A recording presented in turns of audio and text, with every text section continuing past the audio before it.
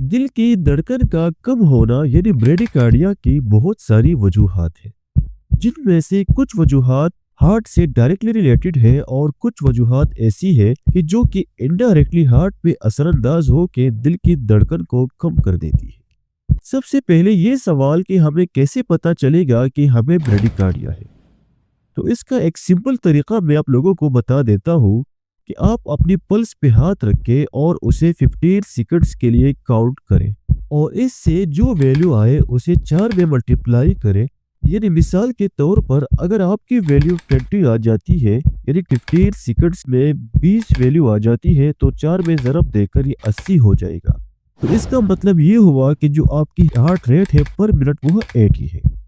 इसी तरह अगर ये टोटल वैल्यू 60 से कम आ रही है तो इसका मतलब है कि इस वक्त जो हमारी दिल की धड़कन है वो कम है यानी वी आर ब्रेडिकार्डिक।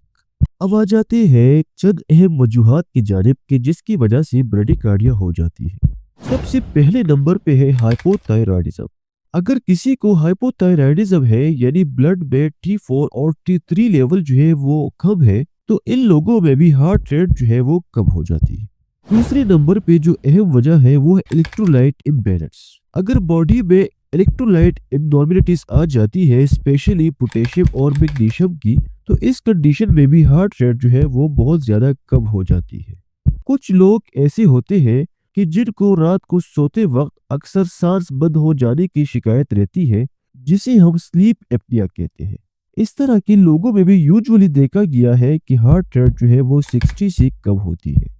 दोस्तों बढ़ती उम्र के साथ भी हार्ट रेट जो है वो नॉर्मल से कम हो जाती है और कभी कभार ये हार्ट रेट जो है वो 60 से कम हो जाती है। जो लोग एथलीट्स होते हैं उनमें भी हार्ट रेट कम होती है, लेकिन याद रखिए कि इन लोगों के लिए ये हार्ट रेट जो है वो नॉर्मल होती है। जो स्ट्रोक के पेशेंट्स होते हैं यानी जो फालिज के मरीज हैं उनमें भी हार्ट रेट कम होती है।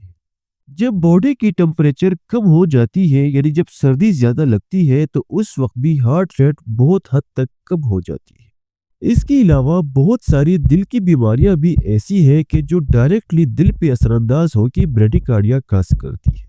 जिन लोगों की हार्ट रेट 60 से कम आ जाती है तो उस वक्त उन लोगों को चक्कर ज्यादा आने लग जाते हैं। इसके साथ जिस्म में दर्द शुरू होने लगता है और कुछ लोगों को सांस लेने में भी बहुत ज्यादा दुश्वारी हो जाती है। अगर खुदा न खास्ता आप लोगों में से किसी के साथ ये इशू है तो आप लोगों को चाहिए कि कुछ इन्वेस्टिगेशन जो है जो कि बहुत ज्यादा जरूरी है आप जरूर उसको करें। उसमें सबसे पहले आ जाती है ईसीजी कि आप अपने ईसीजी करवाएं, अपने थायराइड फंक्शन टेस्ट करवाएं, अपना फुल ब्लड काउंट करें और इसके साथ साथ अपनी इकोकार्डियोग्राफी भी आप करवा सकते हैं। अगर आप लोगों को ये इश्यूज है तो काइंडली आप अपने डॉक्टर से ज़रूर मशवरा करें ताकि बर वक्त आप लोगों की सही तशखीस हो और सही वजह जो है वो मालूम हो सके। इसके अलावा नीचे कमेंट सेक्शन में भी अगर आप लोगों को ये इश्यूज है तो हमारे साथ डिस्कस कर सकते हैं और आप अपने तजर्बात से हमें आगाह कर सकते हैं। अपनी सेहत का बहुत सारा ख्याल रखिएगा। शुक्रिया।